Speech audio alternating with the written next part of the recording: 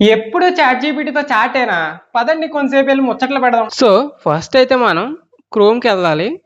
So ఇక్కడ క్రోమ్కి వెళ్ళాను కదా. సో ఇక్కడ చాట్ జీపీటీ అని టైప్ చేస్తున్నాను.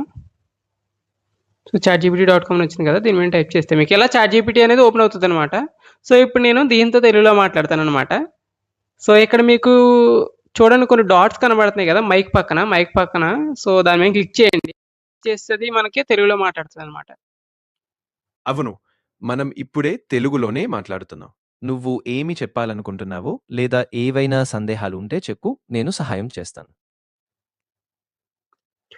సరే చెప్పు, నువ్వు నాకు ఏ విధంగా సహాయం చేయగలవు? నిజంగా నేను చాలా రకాలుగా సహాయం చేయగలను. ఉదాహరణకి, ఏదైనా సమాచారాన్ని స్పష్టంగా వివరిస్తే, ఏదైనా సమస్యకు పరిష్కారం సూచిస్తే, లేదా కొత్త విషయం నేర్చుకోవడంలో, నీవు అడిగే ప్రశ్నలకు సమాధానం చెప్పడంలో నేను సహాయం చేస్తాను. నీకు ఎలాంటి సహాయం కావాలో చెప్పు. నేనిప్పుడు చూద్దాం. బెంగుళూరు నుంచి హైదరాబాద్‌కి వెళ్ళాలి. ఎలా వెళ్ళాలి?